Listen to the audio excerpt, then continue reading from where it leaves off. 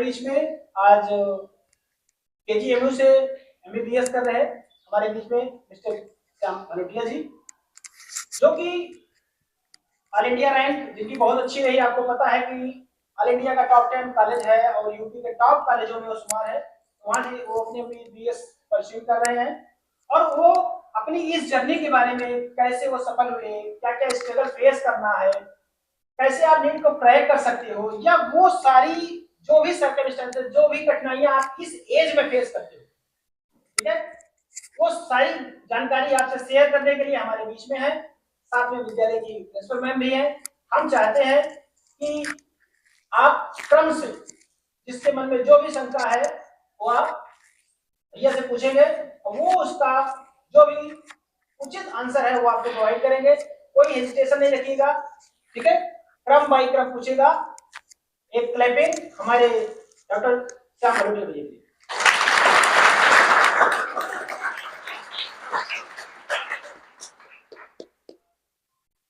Thank you sir. तो यहाँ पे कौन कौन से बच्चे हैं, मतलब 9th 10th 11th 12th ना, और कितनों ने बायो लिया है? हाथ उठा दो एक बार। और कितने हैं जो 9 to 10? मतलब नीट क्रैक करना है, डॉक्टर बनना है, नीट क्रैक करना है, चलो अच्छी बात है। और कौन है? किसी को कुछ पूछना है तो पहले पूछ लो, फिर मैं बताऊंगा। कुछ पूछना है? नीट क्या होता है, कितने एग्जाम होते हैं साल में, कितने क्वेश्चन आते हैं, कुछ पूछना है किसी को? 11th 12th वालों, तुम तो बायो लिए हो। कितने बच्चों ने बायो लिया हुआ है? बायो तो जैसे थ्योरेटिकल रहता है, हम इसको लगा लेते हैं, लेकिन मेरी फेवरेट सब्जेक्ट फिजिक्स ही है, तो मुझे सबसे ज्यादा वही पसंद है लगाना, तो मैं उसे ज्यादा लगाना चाहती हूँ। मतलब इससे लगाते हो? पसंद है मुझे। पसंद है? क्वेश्चन होते हैं? हाँ पसंद है, तो सॉल्व हो जाते हैं? हाँ हो जाते हैं, प्रॉब्लम्स भी आती है ना? तो आप ऐसा देखो कि आपको देखो किसी सब्जेक्ट में आपको पीएचडी नहीं करनी है, आपको नीट क्रैक करना है। जैसे ये हम लोग को भी सर सिखाते हाँ, थे। लेकिन नीट बैलेंस करना भी तो बहुत बैलेंस करना है, जरूरी तो आप ऐसे करो कि आपको हर चीज में नंबर आए बस। अगर आपके बायो में कम आ रहे हैं, आप बायो को टाइम दो। फिजिक्स में कम आ रहे हैं, फिजिक्स को टाइम दो। नहीं तो ऐसा होता है जब हमारी कोई वीक होने लगते हैं, वो तो कैसे देखिए, करें? इसका तो ऐसा है कि हमें अगर मेरे बायो में नंबर आ रहे हैं और ऐसा ना हो कि मैं फिजिक्स के चक्कर में बायो कमजोर कर दूं, तो मुझे बायो को मेंटेन करना है। तो मतलब बायो को अगर मैं 1 घंटा दिन का दे रहा हूँ या 2 घंटा दे रहा हूँ, तो मुझको देना है, चाहे बायो अच्छी हो चाहे बुरी हो रही हो। और Thank फिजिक्स में you. भी ऐसा ही है। ऐसा नहीं है कि फिजिक्स अच्छी हो रही है तो उसको करते गए और फिर बायो बेकार हो गई तो फिजिक्स को छोड़ के हम बायो पे टाइम दे दिए, तो फिर आपका फिजिक्स गड़बड़ा जाएगा, है ना? जो पर्टिकुलर टाइम आपको देना ही देना है, और जो कमजोर हो उसमें आप और टाइम दो। रूटीन क्या है? डेली रूटीन मतलब स्कूल भी मैनेज कर लें और वो पढ़ाई तो भी हो स्कूल जाए। आपका कब से कब तक रहता है? सेम। कि आपको कम से कम 4 से 6 घंटा आपको सेल्फ स्टडी निकल जाए। ठीक। क्योंकि सेल्फ स्टडी है जो डिफरेंस क्रिएट करता है। स्कूल में तो सब पढ़ते हैं, हाँ, ठीक है, ठीक। पढ़ाते भी सब अच्छा है, लेकिन टीचर सबको बराबर पढ़ाता है, पर बिल्कुल। सबके नंबर अलग आते हैं। क्यों? क्योंकि जो सेल्फ स्टडी करता है उसका सबका पैटर्न अलग होता है। नहीं, तो आप वही मेरा क्वेश्चन था कि कौन सा टाइम बेस्ट होगा सेल्फ स्टडी करने के लिए। देखो टाइम, कुछ लोग बताते हैं कि इस टाइम ये माइंड बहुत एक्टिव रहता है, ये वो वगैरह। सब देखो ठीक है, जो है तुम्हारा तुम्हारा जब मन करे तब पढ़ो। ये सब यूट्यूब वगैरह में दिखाते हैं कि नहीं, यूट्यूब ऑफलाइन भी काफी ऑफलाइन, लोगों ने हाँ, बताया बताया है, कि पर मैं अपना बता रहा हूँ। जैसे मैं कुछ कभी ऐसा था कि मैं जब कोटा में था, मैं कुछ महीने रात को पढ़ता था देर तक, सुबह देर तक सोया। फिर कुछ दिन ऐसा हुआ कि मैं रात को जल्दी सो के सुबह जल्दी उठ के पढ़ा। तो तुम्हारे पर डिपेंड करता है कि जब तुम्हारा फोकस हो, जब तुम पढ़ पाओ तब पढ़ो। बस ऐसा है कि पढ़ो 4 से 6 घंटा। 4 से 6 घंटे। तभी सबसे ज्यादा टाइम किससे देना चाहिए? वो तुम पे डिपेंड करता है। जैसे लोगों की फिजिक्स बहुत कमजोर होती है, मान तुम्हारे लीजिए नॉर्मल हो, तीनों तीनों एवरेज में मान ले। एवरेज में देखो ऐसा होता है कि नॉर्मली पॉपुलेशन में हाँ। फिजिक्स थोड़ी कमजोर होती है लोगों की, इसलिए वो मैथ्स छोड़ के इधर आते हैं। तो फिजिक्स को तुम ज्यादा टाइम दो। बायो लोग कर नहीं, मैंने लेते मैथ ही हैं। लिया है। मैथ्स लिया है? हाँ। तो अच्छा है। फिर तो तुम किस क्लास में हो? 11th। 11th में हो? हाँ। तब तुम मैथ्स को तुम्हारा लियो, मैथ्स अच्छा टाइम दो मैथ्स में, अगर तुम्हें जेई वगैरह करना है तो। उसके बाद तुम्हारा फिजिक्स और केमिस्ट्री हुआ, बिल्कुल। तुम उसके बाद उस फिजिक्स को दो, फिर केमिस्ट्री को दो। सबसे प्रायोरिटी दे रहे हैं तो मैथ को, सबसे को कम दो। केमिस्ट्री को। हाँ, अगर तुम्हारे नंबर आ रहे हैं तो। अगर ऐसा है कि केमिस्ट्री में नंबर नहीं आ रहे फिर भी तुम केमिस्ट्री नहीं पढ़ रहे, तो तुम गलत कर रहे हो। वो डिपेंड करता है नंबर पे, तुम्हें क्या ज्यादा आ रहा है, तुम उसको कम टाइम दो। नहीं मतलब अगर नॉर्मल हो तो हम सबसे ज्यादा मतलब हाँ। अगर 6 घंटे है तो तीन मैथ है, 2 फिजिक्स, तो 1 केमिस्ट्री। अगर तुम्हें इसमें कोई दिक्कत नहीं हो रही है तो। बाकी अगर तुम्हें कोई दिक्कत हो रही है कि मुझे केमिस्ट्री लैग कर रहा है तो तुम अपने हिसाब से चेंज कर सकते हो। इसका कोई फॉर्मूला नहीं होता सेट कि जो 3 घंटे मैथ्स पढ़ रहा है वो जेई क्रैक कर लेगा। जिसको आ रहा है वो क्रैक करेगा। उसमें तो ये डिपेंड करेगा ना कि इसका डिफिकल्टी लेवल कितना है या नंबर ऑफ क्वेश्चंस कितने हैं, वो डिपेंड करेगा कि कौन सब्जेक्ट ज्यादा इंपॉर्टेंट है, हाँ ठीक तो है। उस हिसाब से। हाँ, इंटरलिंक मत करिए, दोनों अपनी अलग जगह है। स्कूल आपको जो चीजें सिखाता है वो बहुत अच्छी है, और जो सेल्फ स्टडी में देखो डिफरेंस जो क्रिएट करता है वो सेल्फ स्टडी करती है। जैसे मैंने कहा था ना कि टीचर सबको बराबर पढ़ाता है, वो भेदभाव नहीं करता, पर हर बच्चे के नंबर अलग आते हैं। क्यों? क्योंकि हर बच्चा उसको बाद में जाके सेल्फ स्टडी का तरीका अलग होता है। तो मेन यही है कि आप सेल्फ स्टडी करिए। स्कूल में ठीक है जो हो रहा है, लेकिन आप अगर सच में मतलब क्रैक करना चाहते हैं ना तो सेल्फ स्टडी आपको बहुत करनी पड़ेगी। और कभी ये सब मत किया करिए कि मुझे 6 घंटा पढ़ना है या 2 घंटा पढ़ना है। मुझे तब तक पढ़ना है जब तक मुझे आ ना जाए, है ना। ऐसा नहीं है कि मुझे दिखाने के लिए पढ़ना है, 2 घंटे पढ़ना है, 2 घंटे में मैथ्स को कर देता हूँ, 1 घंटा बायो कर देता हूँ। ऐसा पढ़िए कि बस आपको आ जाए। जब तक नहीं आ रहा आप पढ़ते रहिए। फिजिक्स हो, बायो, केमिस्ट्री हो, मैथ्स हो, आईआईटी हो, नीट हो, बस सॉल्व तभी होगा जब आपको आएगा। कोई ये नहीं कहेगा कि आपने 6 घंटा पढ़ा या 5 घंटे। क्वेश्चन सॉल्व करना है। क्वेश्चन अगर आपके सॉल्व हो रहे हैं तुक्के से नहीं, प्रॉपर सॉल्यूशन से, कि आपको पता है कि हाँ मुझे यही होगा, इसका तरीका यही है सॉल्व करने का। अगर क्वेश्चन सॉल्व हो रहे हैं तो आपको वो चीजें आ रही हैं। इस पे आप डाउट मत करिए खुद पे। इसका मतलब कौन सी बुक एनसीईआरटी के अलावा कौन सी बुक नीट रखें? के लिए पीवाईक्यूज आते हैं, क्वेश्चन बैंक आते हैं, एमटीजी वगैरह की बुक आती है। तो वो सब अगर आपके क्वेश्चन सॉल्व हो रहे हैं, पीवाईक्यूज फिजिक्स के, बायो के, मैथ्स के, केमिस्ट्री के, तो आपको आ रहा है। और आप रिवीजन भी करना होता है ना आपको, तो आप ये मत करा करिए कि पूरा थ्योरी पेज 1 खोल दिए, थ्योरी पढ़ते जा रहे हैं, पढ़ते जा रहे हैं, पढ़ते जा रहे हैं, फिर बुक बंद किए, फिर क्वेश्चन लगा रहे हैं। अगर आपको रिवाइज करना है तो आप पहले क्वेश्चन लगाइए। क्वेश्चन जो हो गए ठीक है, जो नहीं हुए उसका फिर देखिए कि क्या मुझे नहीं आया। ये एक्टिव रिकॉल होता है, इससे आपको याद रहेगा कि हाँ मैंने यहाँ पे ये गलती की थी इसलिए मुझे नहीं आया। तो क्या बायोलॉजी के लिए एनसीईआरटी सफिशिएंट है? एनसीईआरटी सफिशिएंट है, पर एनसीईआरटी को हर कोई डिकोड नहीं कर पाता। एनसीईआरटी में जो एक लाइन में लिखा है उसका पीछे का मतलब उसका 10 लाइन का होता है। तो आपके टीचर्स यहाँ पे हैं, वो आपको पूरा डिकोड करेंगे। और ऐसे बहुत से मॉड्यूल आते हैं जिसमें हर एक वर्ड, हर एक लाइन के पीछे पूरी कहानी लिखी होती है कि एनसीईआरटी ने ये लिखा है तो क्या सोच के लिखा है। तो उससे आप पूरा उसको डिकोड करके, और एनसीईआरटी में ना साइड में जगह दी होती है, तो आप उसी में पूरा लिख लो कि हाँ, जैसे हिंदी में लिख लो। मैं तो हिंदी में लिखता था कि इसका मतलब ये है कि मुझे ये डायग्राम है, ये अमीबा है, ये पैरासाइट है, ये पैरामीशियम है। तो पूरा आप लिख लो ताकि आप कल को रिवाइज करो तो आपको 10 नोट्स ना देखने पड़े। एक एनसीईआरटी खोली, सब एरो बना बना के लिखा है, सब रिवाइज कर लिया, काम खत्म। फिर फिजिक्स में मूव कर दे, केमिस्ट्री मूव कर गए।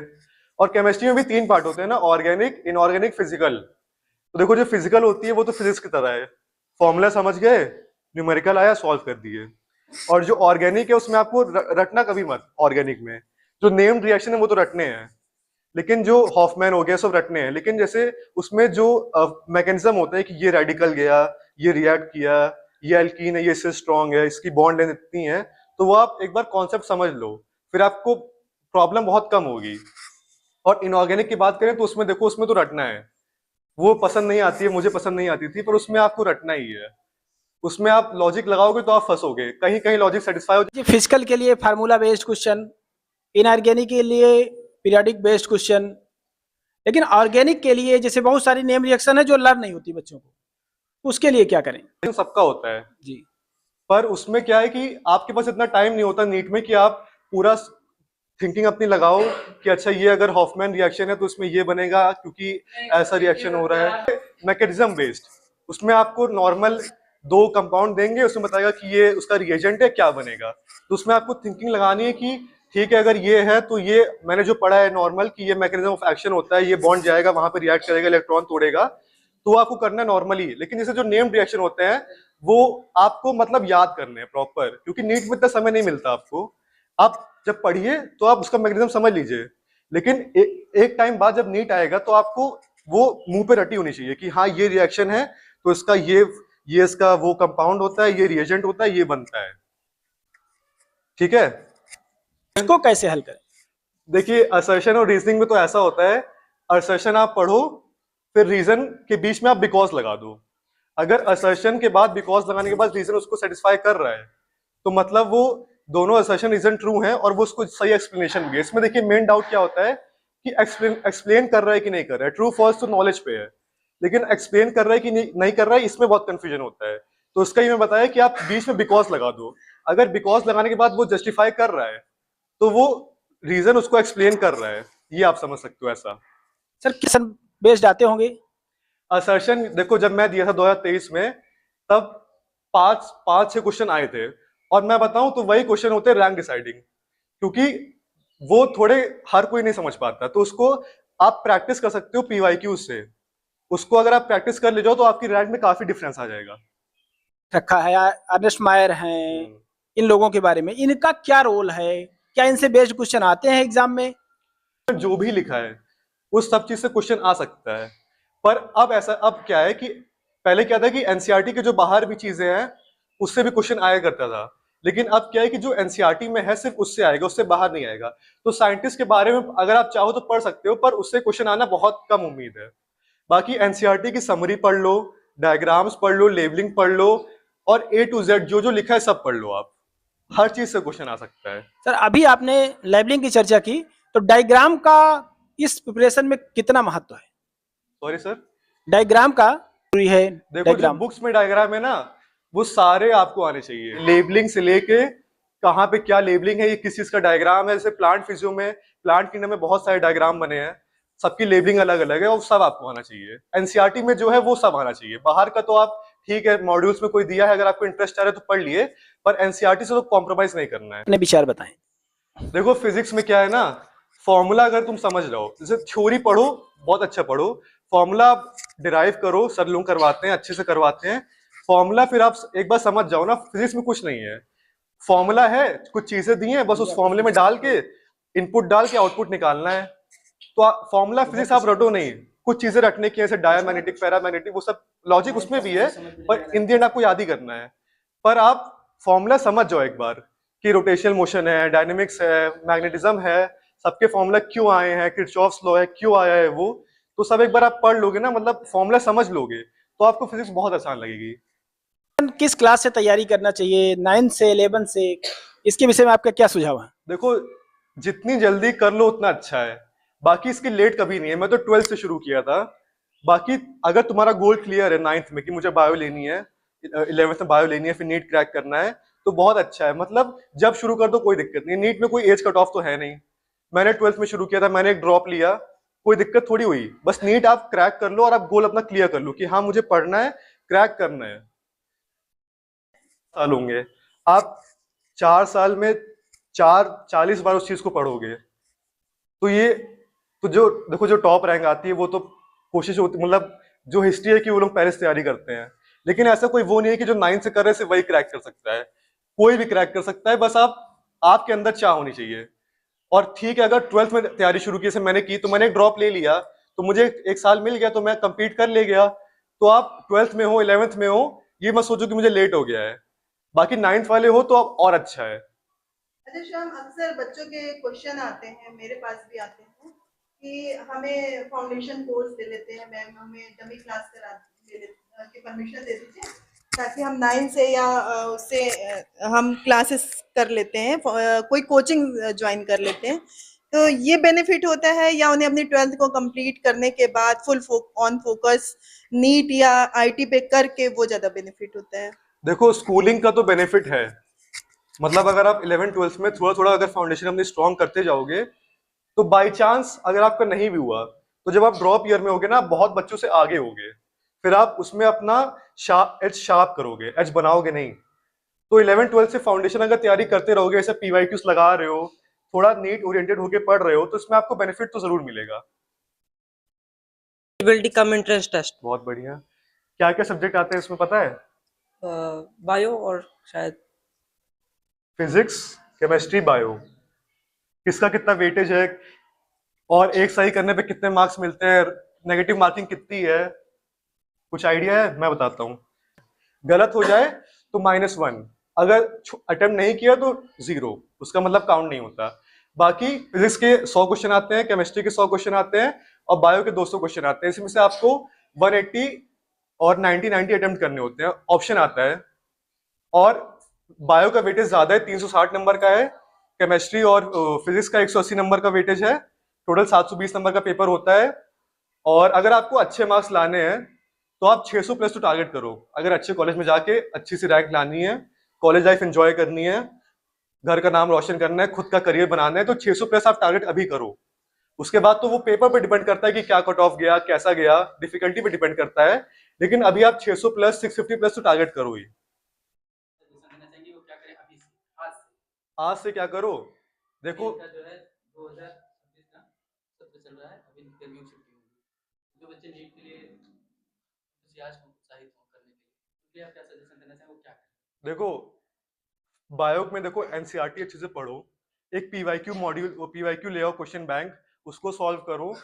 फिजिक्स में भी आप चीजों को मतलब पूरा एक बार, जैसे कुछ समझ नहीं आता है, बहुत सी चीजें स्कूल में समझ नहीं आती, ठीक है आप पूछ नहीं पाते हो, तो यूट्यूब पे जाओ, इतने सोर्सेज आपके पास, यूट्यूब पे जाके देख लो कि इसका क्या लॉजिक है, ये फॉर्मूला क्यों आया, double slit single slit experiment क्यों हुआ। तो आप और जानते हो अपने एक कंसाइज नोट्स बनाना शुरू करो, क्योंकि पढ़ सब लेते हैं, 11 12 सब पढ़ लेंगे, ड्रॉप सब पढ़ लेंगे, पर आखिरी में कौन रिवाइज कर पाएगा, वही आगे जा पाता है। कि कौन आखिरी के एक हफ्ते, आखिरी के एक महीने में पूरा 11 12 अपनी आंखों से एक बार दोहरा लिया, सारे फॉर्मूलाज रिवाइज कर लिया। वो आप अभी से दिमाग लगाओ कि अगर मेरा नीट एक महीने बाद, एक हफ्ते बाद है, तो मैं ऐसा क्या उठाऊंगा कि मुझे सब कंसाइज होके मिल जाए एक जगह, मुझे 4 जगह हाथ ना मारना पड़े कि ये एनसीईआरटी ले रहा हूँ, वो नोट्स ले रहा हूँ, स्कूल के नोट्स ले रहा हूँ, कोचिंग के नोट्स ले रहा हूँ। तो आप पूरा अपना माइंड मैप बना के चलो, और हर चीज का ना फ्लो चार्ट बना लो कि फिजिक्स में ये ईएमआई है, ये फ्लक्स है, ये तुम्हारा ये लेंस लॉ है, ये लॉ है। तो सबका एक आप माइंड मैप बनाओगे ना, तो आपके माइंड में पूरी पिक्चर रहेगी कि अच्छा ये क्वेश्चन आया नीट में, तो आपके दिमाग में पूरा पेज खुल जाएगा कि हाँ ये इधर फॉर्मूला था, ये नेगेटिव साइन इसलिए लगता है। सब आप मतलब पूरा कंसाइज होके पढ़ो। ये सोचो कि मुझे नीट देना एक हफ्ते बाद, तो मैं क्या करूंगा। इस पे मैं क्या कमेंट करूं, इस पे सरकार कमेंट करेगी। है नीट का एग्जाम इस साल का, आप लोगों को मालूम है ना, कल है उसका एग्जाम। तो आपने नीट एग्जाम दिया था जब, उसमें टाइम बैलेंस, टाइम मैनेजमेंट का क्या रोल होता है, और मार्क्स को किस तरह से आप हैंडल करते हैं कि ज्यादा से ज्यादा अचीव हो सके? देखो इसका तो आप वहीं पे डिसाइड नहीं करते हो, आप प्रैक्टिस करते हो पहले। जैसे एक मतलब क्वेश्चन पेपर अटेम्प्ट करने का एक ऑर्डर होता है, सबका अलग होता है, वो आप ट्राई करके देखना। जैसे कुछ बच्चे क्या करते हैं, पहले बायो कर लिए 40 मिनट, फिर केमिस्ट्री कर लिए, फिर फिजिक्स कर लिए। कुछ बच्चों का अलग होता है, सबका ये अलग अलग पीएमसी परम्यूटेशन कॉम्बिनेशन बनता रहता है। तो आप पेपर के लिए वेट मत करो, आप पहले से पेपर की तरह पूरा अपना 2 से 5 बैठ के पेपर एक ले आओ, सैंपल पेपर या पीवाईक्यू ले आओ, उसमें आप लगा के देखो कि मैं किस चीज में कंफर्टेबल हूँ, पहले मैं क्या अटेम्प्ट करने में कंफर्टेबल हूँ। और देखो जो क्वेश्चन, जैसे नीट में क्या होता है ना, कि जो क्वेश्चन आपको आ रहे हैं खटाखट टिक करो, ओएमआर भरो, और जो नहीं आ रहे उसको आप मत देखो, उस पर आप टाइम वेस्ट मत करो। पहले आप एक बार पूरा पेपर अटेम्प्ट करो, बायो कर लिया, जो आए कर लिए, ठीक है, केमिस्ट्री कर लिया, जो आए कर लिए, फिजिक्स कर लिया, जो आए कर लिए। फिर आपके पास टाइम बचेगा, आपकी इतनी प्रैक्टिस होती है कि आपके पास टाइम बचता है, अगर आपने प्रैक्टिस सही से की है तो। उसके बाद राउंड 2 आओ पेपर पे, राउंड 2 में आप देखो जो क्वेश्चन मुझसे नहीं आए हैं वो आप ट्राई करने की कोशिश करो। और उसमें भी आप तुक्का मत मारो, अगर आपको देखो दो ऑप्शन में डाउट है तो तुक्का मार सकते हो, क्योंकि अगर सही हो गया तो 4 मिलेंगे, गलत हो गया तो 1 जाएंगे, वो आप पे डिपेंड करता है। लेकिन अगर आपको बिल्कुल क्वेश्चन एकदम ब्लैंक है, कुछ नहीं आता, तो खाली छोड़ दो। और मेन ये होता है ना कि मतलब वो लोग क्या ट्राई करते हैं कि हार्ड क्वेश्चन देते हैं पहले, जिससे बच्चा थोड़ा पजल्ड हो जाए, और बच्चा थोड़ा ये हो जाए कि यार अब तो मेरा नहीं होगा। ये सब मत सोचो, आपको जो आ रहा है करो, क्योंकि ये देखो रिलेटिव कॉम्पिटिशन है, एब्सोल्यूट तो है नहीं। इसमें डिसाइड ये करता है कि आपके साथ जो compete कर रहा है उसके कितने सही हुए, उससे डिसाइड करती है आपकी रैंक कितनी है। तो आप ये सोचो कि अगर आपसे नहीं हो रहा है तो मोस्टली इससे नहीं हो रहा होगा, तो आप परेशान ना हो कि यार सिर्फ मुझसे नहीं हो रहा, ये मुझसे नहीं हो रहा, मैं तो मेरा साल खराब हो जाएगा, ये सब मत सोचो। आपने अपनी तैयारी पे विश्वास करो और बस सॉल्व करते जाओ। बाद में डिस्कशन होता रहेगा, जब 5 बजे छूटोगे तब डिस्कस करते रहना कि क्या हुआ, लेकिन उस टाइम आप अपना मतलब टेम्परामेंट लूज मत करना, जो आए करते जाओ। और खासकर ओएमआर में रोल नंबर वगैरह फिल बहुत ध्यान से करना ओएमआर। और क्वेश्चन, जैसे क्वेश्चन नंबर 1 का आंसर 1 में ही फिल करना, 2 में फिल मत करना। ये सब चीजें बहुत मतलब सटल हैं, जल्दी कोई नहीं बताता, लेकिन बहुत बड़ा इम्पैक्ट देती हैं ये चीजें। क्या मॉक ओएमआर मार्केट में उपलब्ध है? हाँ बिल्कुल है, उनका लेकर के प्रैक्टिस किया जा सकता है? बिल्कुल कर मैंने खुद जो मार्केट में उपलब्ध है, जो वहां मिलती है, क्या सेम है? एकदम सेम तो नहीं होती, वो कुछ ना कुछ चेंज करते हैं, पर आपको एक आइडिया मिल जाएगा ना कि रोल नंबर में रोल नंबर लिखना है और कैसे गोले भरने हैं, बबल्स कैसे भरने हैं, बबल्स बाहर ना निकले, एक ही लाइन में 2 बबल नहीं भरने, ब्लैक पेन से भरने होते हैं मोस्टली, पेन तो वो लोग देते हैं आपको, तो आप OMR लेके प्रैक्टिस करो, 2 से 5 की सिटिंग बैठाओ अपनी। अभी आप कहते थे वो पेन वहां देते हैं, इसका मतलब हम पेन वगैरह ले नहीं जा सकते? नहीं, पेन वो देंगे आपको, पेपर देंगे, OMR सब वही देंगे। आप उसमें पता है जब आप फॉर्म भरते हो ना, जब आप थोड़ा अवेयर होते हो, जैसे अब कल नीट है तो यूट्यूब पे बहुत सी वीडियो आ रही है कि क्या कपड़े पहन के जाने हैं, क्या लेके नहीं जाना है, क्या लेके जाना है, क्या क्या डॉक्यूमेंट्स लेके जाने हैं, तो वो सब आप मतलब थ्रू आउट आप देख लोगे, अपना आप देख लोगे यूट्यूब वगैरह पे कि क्या करना है क्या नहीं करना है। इतने साल पुराने पेपर लगा लें तो सफिशिएंट हो सकता है। देखो फिजिक्स और केमिस्ट्री के तो जितने पुराने मिलेंगे कोई दिक्कत नहीं है, पुराने भी आप लगा लो, लेकिन बायो में क्या है ना, बायो में जैसे जो 2000s के टाइम के पेपर क्वेश्चंस थे और जो पहले के थे उसमें काफी चीजें बाहर की थी जो अब नहीं आती हैं, तो लेकिन है तो PYQ ही, तो आप उसको लगाओ जरूर। लेकिन जैसे आप कई क्वेश्चन बायो के नहीं होते हैं, हमसे भी नहीं होते थे कि उसमें पता नहीं क्या, ऐसा लगता था क्या लिखा है, NCERT में तो है ही नहीं, सर ने भी नहीं पढ़ाया है, तो उस पर आप इतना डरो नहीं। लेकिन फिजिक्स और केमिस्ट्री के तो आप करो पूरे, क्योंकि उनका पैटर्न वही आता है। तो सर आप कहना चाहते हैं एग्जाम रिलेटेड जो है पिछले जो है 10 साल 15 साल के जितने PYQ हैं उसमें सॉल्व कर लें, सब इन बच्चों के लिए एफिशिएंट होगा। क्योंकि देखो उनके वो भी जानते हो क्वेश्चन का पैटर्न रिपीट ही करते हैं। अब देखो इतने साल से हो रहा है, नए नए क्वेश्चन कहाँ से लाएंगे, वैल्यूज चेंज करेंगे, वर्डिंग्स चेंज करेंगे, तो पैटर्न तो वही रहेगा, सिलेबस तो वही है ना, क्वेश्चन तो वही आएंगे, बस थोड़ा वो लोग चेंज करते हैं कि वैल्यू चेंज कर दिया, कुछ हल्का सा चेंज कर दिए, match the following, assertion reason, सब वही ऑलमोस्ट वही आते हैं। PYQ आप नेगलेक्ट कभी मत करना, किसी भी एग्जाम, कोई भी एग्जाम हो। अच्छा, ये जितनी सारे टिप्स थे एंड ट्रिक्स थे, ये सिर्फ नीट के लिए नहीं है, आईटी का सपना देखने वालों के लिए भी सेम ही है, बस बायो मैथ का ही तो चेंज है ना। और सारी प्रैक्टिस, सारी चीजें जो है, सारे प्लान वो अप्लीकेबल होते हैं आप सबके लिए भी, जिन्होंने मैथ ली हुई है ना। और पता है थ्योरी को कभी मतलब ये मत क्या करो कि थ्योरी थ्योरी पढ़े जा रहे हैं, आपकी जो मतलब एग्जाम होगा ना वो MCQ का ही होगा, तो MCQ आपको सॉल्व करने आने चाहिए, वो भी एक डिफरेंट अप्रोच होती है MCQ सॉल्व करने की भी, कि आप कई बार यूनिट से आप ऑप्शन कैंसिल आउट कर देते हो कि यूनिट अगर इस अलग अलग मतलब ऑप्शन में ये है और क्वेश्चन में ये यूनिट दी है, तो आप कई बार उससे एलिमिनेट कर देते हो कि हाँ ये ऑप्शन नहीं होगा। तो MCQ भी सॉल्व करना आप करते जाओगे ना, तो आपको एक अप्रोच बन जाएगी कि हाँ मुझे कैसे सॉल्व करना है MCQ। मतलब उसमें ये होता है कि एग्जामिनर आपसे, आप ये समझ जाओगे कि एग्जामिनर ने ये मतलब जो क्वेश्चन बनाया है वो क्या अप्रोच करके बनाया है, उसमें ऐसे ऑप्शन होंगे ना कि आप हल्की सी मिस्टेक करोगे और आंसर आ रहा होगा और वही ऑप्शन वहां पे पहला ऑप्शन हो जाएगा। तो आपको ये चीज मतलब थोड़ा करोगे ना तो आपकी अप्रोच डेवलप हो जाएगी इससे। बड़ी मुश्किल से आए। तैयारी की थी, मैं तो मतलब मैथ से हूँ, तो मुझे नीट वगैरह ज्यादा नहीं पता। तो क्या उसमें 12th में आपने जो 12th की हमारे यहाँ यूपी बोर्ड में जो सिलेबस है वो थोड़ा नीचे होता है नीट से, तो आपने जब 12th में तैयारी की नीट की, तो उसमें कैसे आपने मैनेज किया 12th में कि मुझे यूपी बोर्ड मतलब बोर्ड का भी पढ़ना है और बाहर का भी पढ़ना है, तो उस मतलब 12th वाले जब आप स्टेज में थे वो बताइए। देखो ऐसे में आपको पूरा लिखना पड़ता है, हाँ। पूरा आपको हर एक डेरिवेशन करनी होती है, हर एक स्टेटमेंट लिखना होता है, तो दोनों उसमें दोनों आपको इंडिविजुअल रखना पड़ेगा। जैसे बोर्ड में क्या होता है कि क्वेश्चन आपके सॉल्व हो जाएंगे MCQ पैटर्न नीट पैटर्न से भी, पर आपको नंबर नहीं मिलेंगे, तो आपको उसकी प्रैक्टिस बोर्ड मतलब 12th में अगर आप हो तो आपको करनी पड़ेगी, स्पेशली करनी पड़ेगी टाइम दे के, कि मुझे लिखने की आदत डालनी पड़ेगी, मुझे डेरिवेशन करने की आदत डालनी पड़ेगी, जो गिवन है उसको हर एक स्टेटमेंट बना के लिखना पड़ेगा। भैया जैसे मतलब नीट में आपको मान लीजिए कोई टॉपिक नहीं आया किसी भी सब्जेक्ट में, तो वो उसे स्किप करना ज्यादा सही रहेगा या उसी पे मतलब काम करना कि हमें ये। देखो स्किप का तो ऑप्शन नहीं है, क्योंकि ये एग्जाम ऐसा है ना कि इसमें अगर आपके 2-4 क्वेश्चन 5 क्वेश्चन भी गए तो आप बहुत पीछे हो जाओगे, तो स्किप तो आप करने का ऑप्शन ही नहीं है। जो चीजें सिलेबस में है, कॉम्पिटेंसी में नीट की दी हुई है, वो सब आपको पढ़नी है। अगर नहीं आए तो यूट्यूब करना है, सर से पूछना है, कुछ ना कुछ करके पढ़ना ही है। अगर बिल्कुल नहीं आए नहीं कि तो आपको याद ही करना है। जैसे मतलब भैया हम सब 12th में हैं अभी और हम नीट या जेई छोड़ के कोई और प्रिपरेशन करना चाहें, तो 12th में भाई सिलेबस अलग है उसका सिलेबस है, तो मैनेज हम कैसे करेंगे?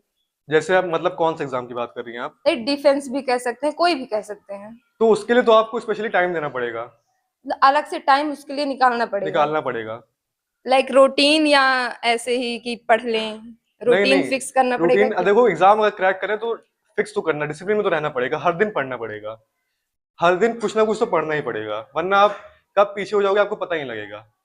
जैसे मेरे अभी बहुत लोग हैं अभी एमबीबीएस के टाइम में यूपीएससी की तैयारी कर रहे हैं, तो वो एमबीबीएस का तो पढ़ते ही हैं, पर अपना कुछ टाइम डेडिकेट कर रखे हैं कि मुझे इस टाइम अपना यूपीएससी की तैयारी करनी है, फिर चाहे मेरा कुछ भी हो, मुझे खेलना हो कूदना हो, लेकिन अगर वो टाइम मैंने डेडिकेट किया है तो मुझे हफ्ते में अगर मैंने 6 दिन दिए तो मुझे 6 दिन पढ़ने ही पढ़ने हैं।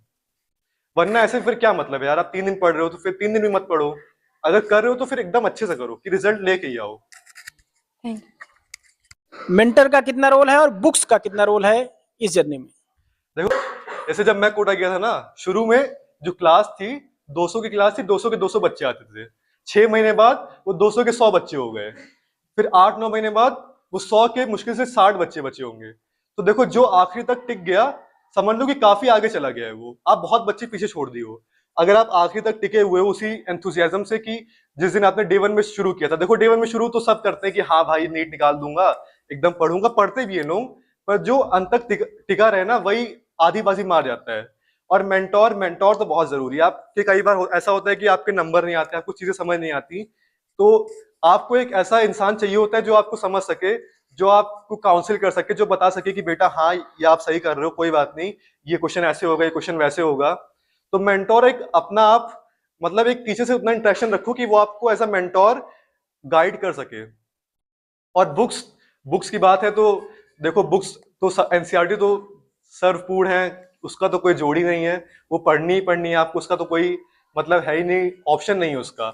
ये है कि उसको उसी एनसीईआरटी को पढ़ने के लिए बहुत सी बुक आती हैं जिससे आप एनसीईआरटी अच्छे से पढ़ सकते हो, मेंटोर आपके होते हैं। पर बुक्स तो एनसीईआरटी तो खासकर एकदम बाइबल की तरह पढ़ो, खासकर बायो की, इनऑर्गेनिक की और ऑर्गेनिक की, ये 3 तो इसमें कोई कॉम्प्रोमाइज नहीं है। भले ही हो ना हो अलग बात है, पर आप एक बार अपीयर तो देना चाहिए आपको। भैया जैसे अभी आपने कहा एज अ, मैं क्लास 12th में हूँ इस बार, भैया जैसे अभी आपने बताया एज अ मेंटर कि जैसे अभी आपने हमें जो चीज़ें बताई तो उससे जैसे अभी आज हम मोटिवेटेड हैं, हम पढ़ रहे हैं, कंसिस्टेंसी ये भैया 1 दिन है, 2 दिन है, 3 दिन है, बट ऐसा हम क्या करें कि कंसिस्टेंसी जो हमारी है वो पूरे ईयर या जो जर्नी है हमारी वो बनी रहे। मैं अपना बता रहा हूँ, देखो मैं तो घर वालों से बात करके एकदम मोटिवेट हो जाया करता था कि मम्मी लोग बोलती थी कि ये हो जाएगा, नीट निकाल लो, ये हो जाएगा, और खुद भी तुम यूट्यूब पे देखते होगे यार, इतनी मोटिवेशन आती है नीट की। मैं अपना बता रहा हूँ कि मैं तो उससे भी काफी मोटिवेट हुआ करता था।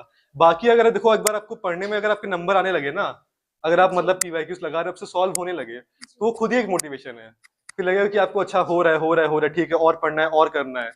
तो उसमें आप एक बार अगर उस लूप में चले गए ना आप, कि आपको सक्सेस का मतलब क्वेश्चन सॉल्व करने का एडिक्शन हो गया, तो आपको खुद ही मजा आएगा।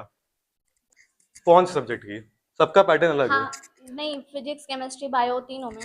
देखो बायो में तो पूरा सिर्फ पढ़ो मत, तो कई बच्चे होते हैं पढ़ लेंगे, पूरा गोश देंगे, उसको समझो कि वो क्या कहना चाह रहा है, हर लाइन के पीछे उसका बहुत बहुत मीनिंग होता है, उससे कितने क्वेश्चन बन जाते हैं। सिर्फ पढ़ो मत उसको, और जानते हो जब हाईलाइट किया करो ना, पहली में मत किया करो, पहली दूसरी में मत किया करो, उसके बाद हाईलाइट किया करो, क्योंकि पहले में आपको लगेगा सब इंपॉर्टेंट है, दूसरे में सब इंपॉर्टेंट लगेगा आपको, लेकिन उसके बाद आपको लगेगा कि जो मैं भूल रहा हूँ सिर्फ मुझे वो हाईलाइट करना है, बाकी तो मुझे आता ही है।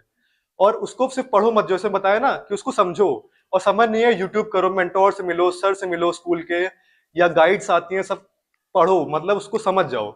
और फिजिक्स में देखो, फिजिक्स में तो उतना इंपॉर्टेंट एनसीईआरटी मैं अपना बता रहा हूँ, मैं तुम सिर्फ समरी पढ़ा था, हर चीज नहीं पढ़ा था, उसमें कुछ चीजें होती हैं ऐसे एक्सपेरिमेंट्स जो होते हैं, double slit, single slit, ray optics वगैरह, और ईएमआई की कुछ चीजें होती हैं, किरचॉफ्स लॉ वगैरह, कुछ चीजें मैंने पढ़ी थी। और बाकी केमिस्ट्री में अगर बात करें तो फिजिकल में जैसे वो सब नहीं आते, क्रिस्टलाइन नेचर, हाँ। और जो नेचर्स आते हैं, जो सॉलिड स्टेट जो होती है, वो आप पढ़ो अच्छे से, और थर्मो पढ़ लो अच्छे से, और इनऑर्गेनिक में भी आप पूरा एनसीईआरटी अच्छे से पढ़ो, ऑर्गेनिक में भी पढ़ लो एनसीईआरटी, उसमें भी केमिस्ट्री इन एवरीडे लाइफ वगैरह है, उसमें तो आपको पूरा रटना ही है, जो शुगर है, जो पॉलीमर्स वगैरह है, वो तो आपको याद ही करने हैं ना, उसमें आप समझ के भी क्या करोगे, आपको क्वेश्चन सॉल्व करना है।